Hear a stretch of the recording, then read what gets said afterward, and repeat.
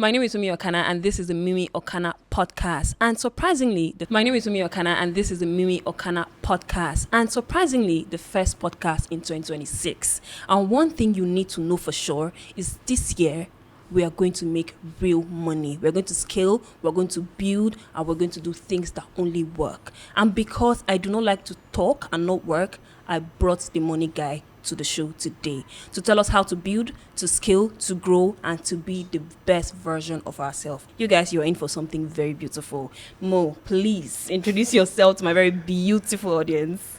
Thank you very much, Mimi. My name is Mohamed Umar, managing partner at MH Capital Advisory Limited. We invest in different. I'm an investor. Okay. We invest in different asset class, ranging from equities. We help high net worth individuals to track the market and all the whole market sentiment and everything. We help them to analyze. That's a very beautiful money talk. I don't understand all of that, and that is why you're Okay, here I'll today. try to simplify Yes.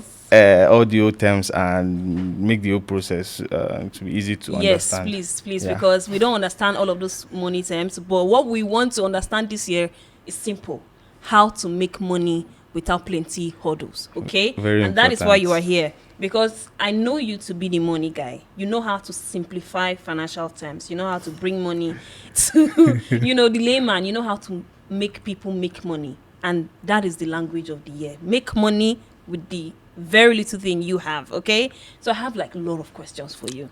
Yes, plenty questions about money. But first of all, you said you're an investor. Yeah, Yes. absolutely. Is that your favorite thing about yourself, to be an investor? Yeah. Okay, cool. So Mo, for young people looking to build, because for someone like me, I've never thought about being an investor in my life, right? Because I'm thinking investing means you have to put money in somebody else's business. So for you, who is a young person, investing around the youth and young people isn't something that's quite popular. How did you first come to terms that, okay, I want to invest, and what does it entail to be an investor as a young person? Okay, that's a very good question. So thank you for asking me. So first of all, I'll start with financial education as a whole. It's not something that's been taught at home or even in school. Because a lot of our parents did not understand how money works. That if they understand it, they will teach us, and most of them did not even understand. So first of all, you need to understand how it works. What's for save. What for is this for money? Either you save, you invest, or you give it out, or you spend. You see, what about me? I don't want to learn how to save money. I don't know. I don't want to learn. I want to know how to multiply money, right? Because if I save money, what do I The need it thing for? is, a lot of people feel okay, saving money is the best form, because saving money, if you save, let's say you save X amount of money, and after a particular month you open your account and you see it and you'll be happy. But in reality, inflation is eating your money. Currently, inflation is 15%. So anything you are putting your money or you're investing, if it's not returning up to at least that 15%, you're already losing money, So, which Mo, let me a tell lot you of people do something. not understand. Yeah, let me tell you something about me. So, I don't know. You guys will laugh, right? But it's important that I say this. So, I didn't know about investment platform until like 5 years ago. Yes, and I want to believe that I'm not like the only person. Yeah. Yes, because I've heard older people saying, "Oh, I'm going to buy it," but like investments, the one that you can do on your phone, isn't something I really knew was happening until like 5 years ago, right? What was the first step you took to invest, and how did you know that you could invest money Okay. and not really save it? Because saving is very popular. People say, "Oh, save your money," but like invest. What was the first investment platform you used, and how were you able to realize that, oh, I could invest? Okay. It's the first investment platform I use is Bamboo. They did not pay us for this ad, by the way. Yeah, so this They is did not not a pay paid us. ad. Yes. So it's Bamboo. Okay, let me digress a little. Like some 10-15 years back, investing is kind of difficult because it's not yet digitalized. So the whole process was not simplified. Then you need to find a stockbroker, and it's very traditional way of doing things. You need to find a stockbroker, tell him the bank, and sorry, the company you want to buy and the amount. So the process then was tedious. Now with the help of innovation technology, it's simplified the whole process. You will be at home with your phone. Once you already have an investment app, there are different investment app, Bamboo, Cowrywise, Let them pay first, please, okay? and the rest. So the whole process now have been what simplified. Okay. That with your app, just like how you log in your your bank app and send money. So that's how you just log in your app. Do you know the most interesting thing about this conversation for me? It's not really the savings and the investment. It's you as an investor, a young investor. What do I need to do what do I need to do to invest, and what do I stand to gain if I become an investor? Okay, first of all, I feel it's a mindset. Investment is no, it's money. It's not a mindset. Yeah, it's a mindset. You need to have if there are a lot of lazy investors. Lazy investors. You just want to someone to just tell me which stock to buy, and you just buy and forget about it. But those are what lazy investors. You need to be checking the market. What's the economy saying? Inflation rate, government policies. You need to be all out there, following the news. Let's say, for example, you invest in a particular bank. You need to be following that bank. Are they making profit and all that? Right. So, Mo, the world and Africa, Nigeria, we are we're moving very fast when it comes to the creator economy. So a lot of creative, and the creative industry is rising. There's a lot of potential in that sector, right? What do you think is the future of investments around the creative economy in Nigeria? Well, I feel the sector is opening now. Even to our GDP, the service sector is the one that they are the major drivers and pushers of the GDP, and one of those is the creative sector. And funny to say this, our Afrobeat is very, very big, and the money that we generate from Afrobeat, it's a very big part of the GDP basket. So I feel I usually tell people this: the next 10-15 years will be like the greatest wealth creation in Nigeria and the world. We have a young population. Yes, we do. And okay, so Mo, that's a very beautiful thing to say, and I think I want us to stay there for a little bit, right? So you're saying that in the next 10 or 15 years, we'll witness a very this period, boom.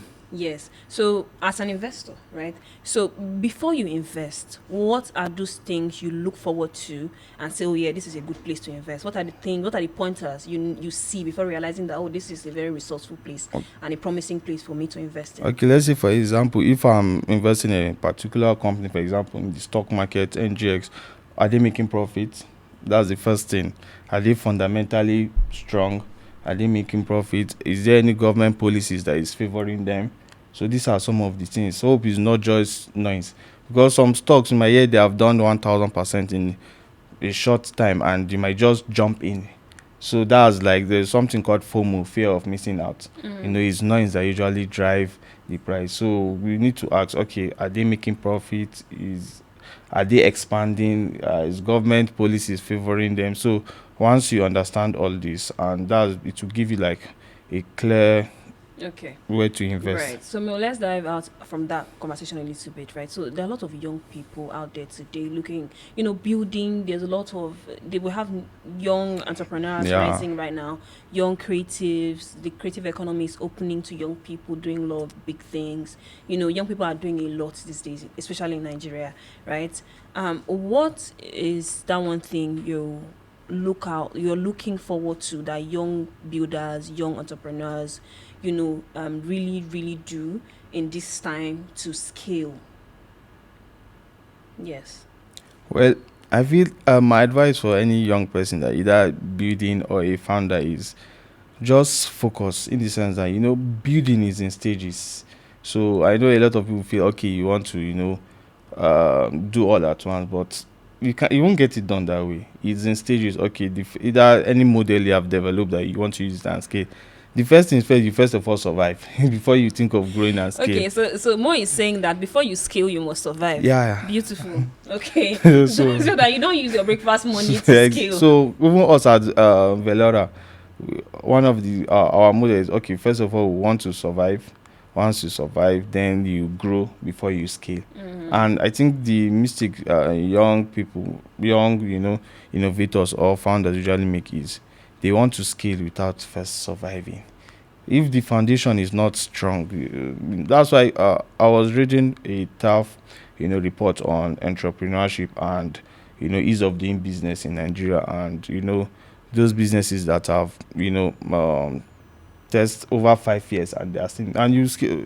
Funny enough, most businesses, small businesses, less than 2 years they have shut down a lot. But now the environment is changing. Why do you think that happened for businesses that shut down? Yeah, I feel the harshness, the environment, the economic environment is harsh for a lot of small business. It's very, very harsh. Okay, look at it. We are still battling with energy crisis. Yes, we are. So without energy, NEPA, without lights is a big issue. We still have logistic issues. So there's still a lot of infrastructure decay that is still, that is still slowing a lot of businesses. Yeah. So though now it's beginning to change, the economy have stabilized a bit. So Mo, I've known you for quite a long time, and so I'm going to expose you just a little bit. okay, yeah. Yes, so you've really transitioned, through different aspects and parts of life. You've been a rugby player. Yes. Yeah. How did that go for you for a bit in your life? Tell us a little bit about being in sports, doing well with that, and coming back to being this big financial guy. Well, rugby is like, that's very reflective laughter, like, oh yeah, my God, I remember. I started rugby since when I was in secondary school.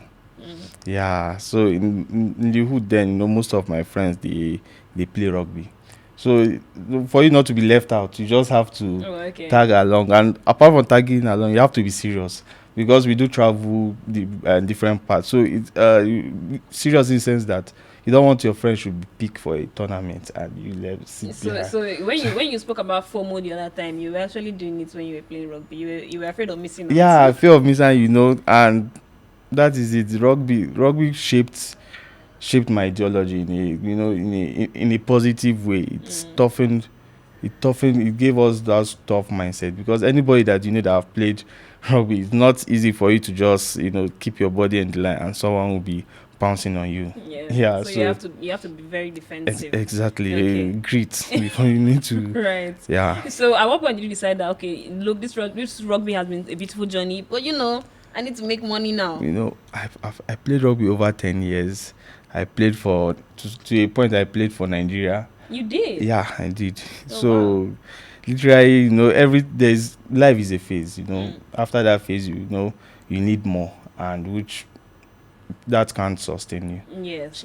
Okay, Mo, because this year I want money to be the conversation. So I think we're going to stick with the money. It was beautiful to watch you play rugby, because I think I've seen you played once, I'm not sure, but yes, I've seen you play once or twice, and you were phenomenal. And so one thing I always love really talking about is how people do not dwell in one particular point because they feel like, okay, I've been known here, people know me here. I like when people transition. I like that people explore every aspect of their lives, of their what will I say, decision, explore hobbies, explore curiosity and all that. So for you now, Mo, for young people who want to diversify, but they're thinking, oh, I've really gained momentum here, people have known me here, people know me with this, what is the advice you're going to tell anybody who's looking to transition into a different aspect of life but is afraid and saying, people already know me like Mo the rugby guy, but how would I transition now as Mo the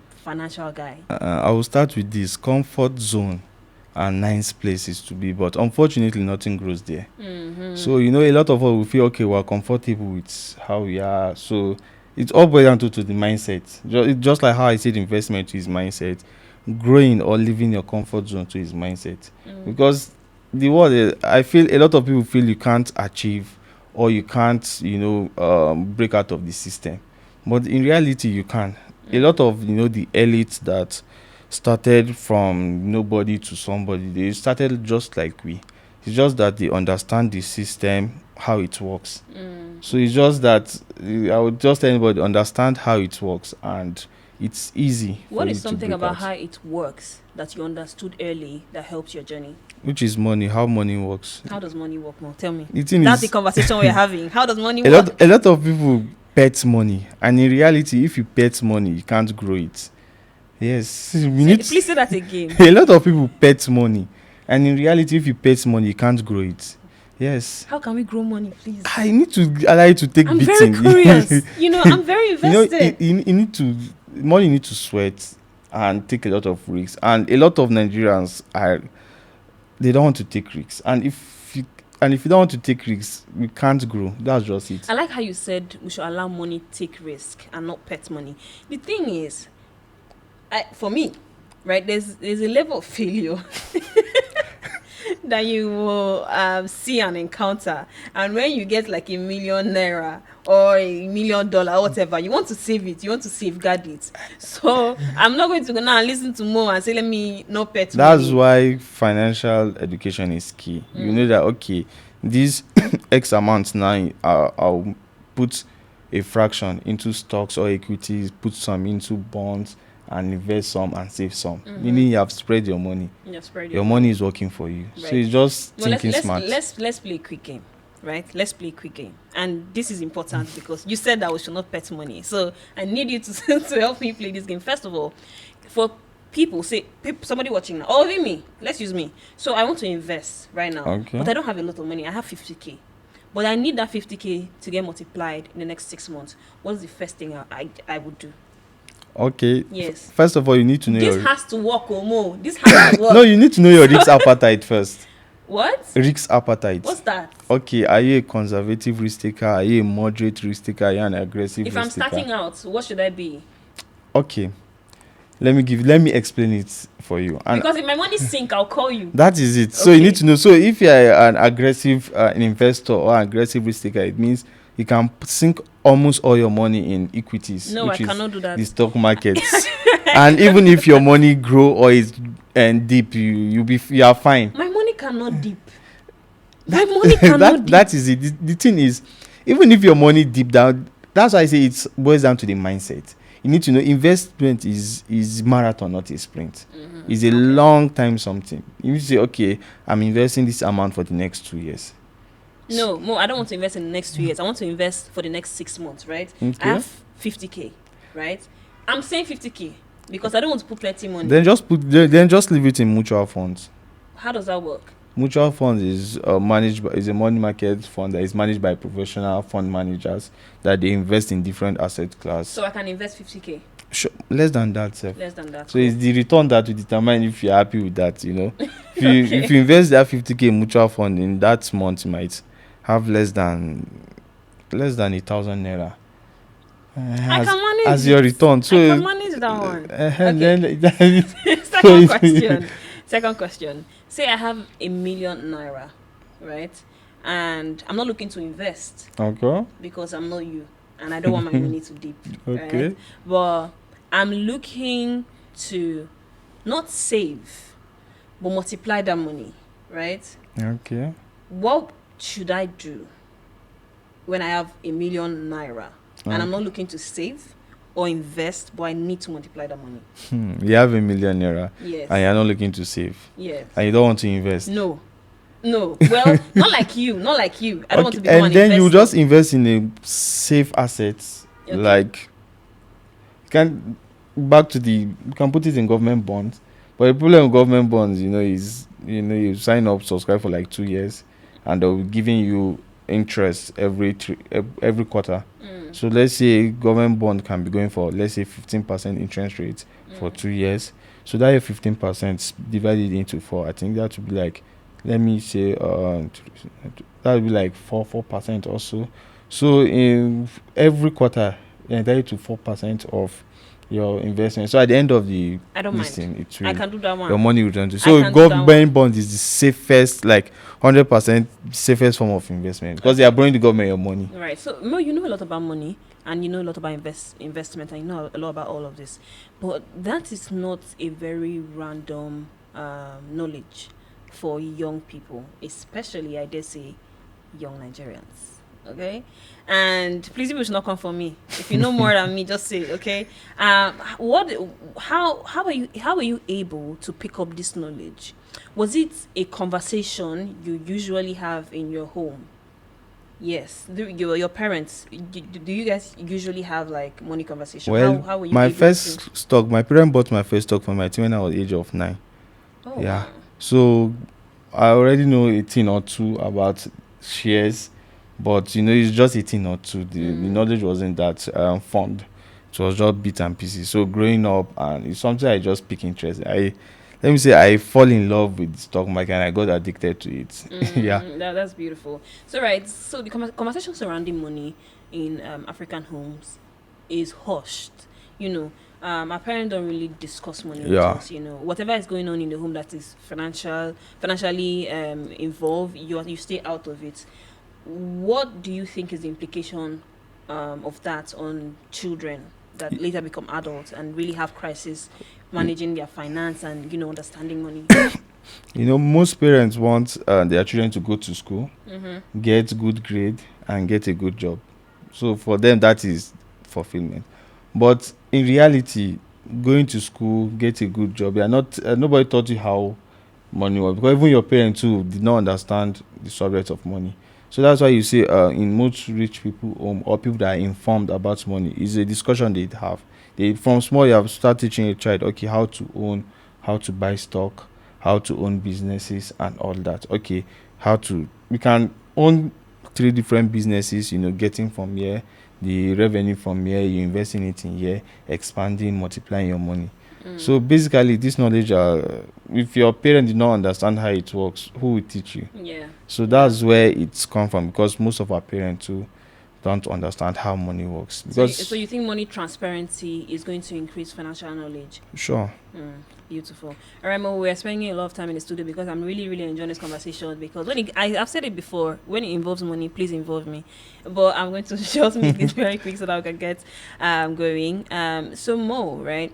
Money in 2026 has gone beyond cash. It has gone beyond service and payments. There's a lot of things that are growing right now for people to explore when it comes to building, when it comes to success, when it comes to all of that. So I just want to ask you, right, for you, what at the end of the day, what is success to you?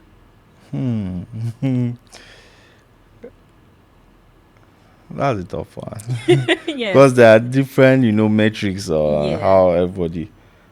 To me, success is when I look back and number of people I, impacted in their life positively. So if those numbers are inconsequential, then I'm not successful. Success to me is not cash or what I have in my bank account. Is how the lives I've touched that everyone can have, a positive thing to say about me or the brand. So that's my definition of success. It's not something monetary. Yeah. You know, when you talk about matrix of success, that really just makes sense because most of the time we say we're running out of time, and I often say, if you think you are running out of time, then you probably are, but on whose terms? And I think that is when you talk about matrix, it just makes sense. If you think you're running out of time, you probably are, but on whose terms? Because oftentimes when we think that we're running out of time, we're running out of, and you're saying, oh, I'm so age, I need to build, I have not scaled, I don't have a lot of money, you are really just reiterating on another person's terms. Maybe your parent telling you you're running out of time, maybe your friends or something. And for me, success is very personal. Yeah. And as much as you would say I want to achieve, as much as you achieve, if you are not contented in your inside, nothing you achieve will ever make sense to Exactly. you. Yes. So Mo, for you, have you ever gotten to that point where you realize that nothing will really, really make me happy if I don't decide to create my own happiness for me, not this money? Because money will make me happy, but I'm not saying that it's going to completely satisfy you as a human being. The major reason why everybody wants to own money is there's what I call the FU money, So there's the kind of money that, it might not necessarily make you that happy, but at least, At least I can buy ice cream. exactly, and ice cream will and make me happy. anything, any nonsense that, that can erase it. Yeah. So I feel even if money is not the end game, but at least having it is It's something you something. should one need to test, because if you test it, it's almost as honey. Like you tested Yeah, you honey. said it's almost as only. Yeah. Right, Mo. So Mo, you are really building something really so beautiful. Well, before I go on, you're building a company right now. Yep. Tell us about that. Okay. Well, I'm part of, I like I said, I'm investor, so I'm part of those that invested in Velora Agro Processing Limited. We're into agro because we feel want to play in the tomato ecosystem, because we feel that there is a lot of value to be added there. Because okay, let me give you a clear example. The north is the major producers of tomatoes Oh, in are Nigeria. they? Yes, Kano, Kaduna, and the rest. They are the major, and 40% of the tomatoes they produce waste. And Nigeria produce 2.4 million tons of tomatoes per year. And imagine 40% is waste. So that's why, okay, we say, how can we add value, or how can we help the farmers to reduce this wastage? So that is why we started what Velora Agro Processing. We have farmers, that small good farmers, that they farm for us, and we buy fresh tomatoes from them, and we now process it to paste, to what real organic paste. It's not, we are trying to, okay, we are trying to like collect our own market share from the big brands, and this is like real organic paste. And also we're also reducing the cooking time by almost 30%, because imagine, yeah, either a working class or a bachelor, that's okay, you want to mix stew, you now start thinking of sorting tomatoes, grinding, boiling. All those processes strenuous. So we're adding value in the sense that reduce the cooking time. It's just the paste you put in fire and you start processing it. And especially during the glut season. The glut season means when the tomatoes production, the harvest is high. So you see, it's waste.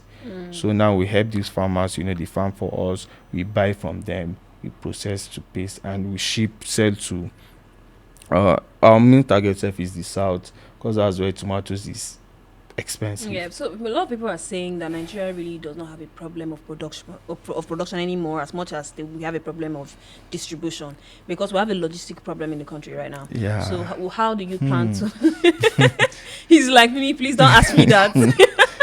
But yeah, I have to ask you that. How do you plan to fill in that space? Before I started Valora, I did not understand how decay our infrastructure is. And one of the things is we have terrible road networks. So in the sense that, okay, imagine you produce, because our factories are in Kano, so we produce there, and if we want to ship to different parts of Nigeria, no good road network to send your goods from point A to point B. And it's not everywhere that is motorable and the rest. So this is one of the major. So you also think that it's not distribution is not just a problem, but safety as well? Yes, the safety. Distribution too is a problem, because the road infrastructure too is terrible. Nigeria, and even in the chaos, they're seeing a lot of untapped, and also untapped advantage to plug in, because logistics too. Well, I think we have not got it that right, because anybody that can crack that code is into to make a lot. Okay, so I like to play a game with people who know their onions, and you seem like that kind of a guy, right? I think so. Don't worry, it's not going I'm to humbled. be something. So in not like in 5 sentences, of course, what are the 5 untapped spaces that you think young people need to look to? Because if we're talking about building, we look to the obvious things, right? We look to production, we look to entertainment, we look to people. There are a lot of potential there as well, but there are places that people do not really look at. What are those places that you think that young people should really look at? I mean, like, there's a potential there. What are those places? Agriculture. And the agro space, you did not mind, you just went agriculture. Straight up, because there's a lot of value to be added there. Again, the agro space, because okay, the past 2 years, I read a lot and research. I've been studying about small businesses, how they start from point A and where they are now. And funny how it sounds is some of these small businesses that started nano scale, from their house, just adding value. And in the space of 2 years, boom, they have expanded. And if you ask, what are those products that they're selling? Is okay, either someone is now making spices, branding, Yes, yes, I selling, see that or sometimes. perishable, just packaging. I feel there are a lot of untapped these things. It all depends on how you try to what structure it. Even in the creative space now, a lot of people are now looking for writers to write the remote work, to even ICT, for those that are programming to develop all these SaaS and the rest. Yeah. So with AI too, if you utilize it well, it's a game changer. You want us to dive this conversation into another place, but don't worry, we're running out of time. But let's do AI. Let's do AI before we wrap this up. What do you think is the future of AI in agroeconomy? Do we have time? No, we don't have time. Let's Okay. let's make that quick. I'll try to summarize it because there is a lot. First of all, if you want to build, we should build AI for Africa. Yeah, in the sense that we're not trying to build an app that will remind us to drink water. Yes, but rather we should build an app that, okay, I can sell my product or just to make just to demystify the whole ecosystem and make everything easy for us. And Yes. AI has a lot of role to play, either in agriculture, even in the technology and the tools, using tools to increase yield and Yes. all that, or even the building of app. Yes. And the I like rest. how you said we should build AI for Africa, because I think that when we talk about the future of Africa and the future of AI in Africa, I think Africa is a whole world on its own, and Yeah. we cannot bring Western solution to African problems. Exactly. And Africa, we have the way we do things, we have the way we think, and so a Western prompt cannot happen here. It can't work. Nigeria. And I think that as much as we want to think that AI is so forward and is here and all that, if it does not solve African problem, then it's going to amplify Africans' problem. And I think that is really what I think about AI. Thank you so much, Mo, for coming on the show. You're welcome. It's a privilege to be here. Thank you so much. In the next 5 years, what should we be looking out for when your name is mentioned in the room? What should we expect? I know by then we're exporting most of our products, and I can say with my full chest we'll be one of the big tomato brand in Nigeria. He said it here first. So when it happens, know that Mo came to the MIMI Okana podcast and he said it. Sure. And if it's more, that is more than an affirmation, it's facts. Yes. Thank you so much, Mo, for coming on the show You're today. welcome. It's been such an awesome conversation with you. Yeah, I enjoyed every bit of it. Thank you. And now I know how to, I know where to put my money for it not to dip, because my money cannot dip. I'm not like it will always come back. It's cycle, it's deep, it's pump. It does. All right. Thank you so much, guys, for being here on the show. And of course, this is the first episode of the MIMI Okana podcast in 2026. And this year, it's going to be back to back, beautiful shows, amazing guests, just like Mo. And it's been a privilege. Until next time.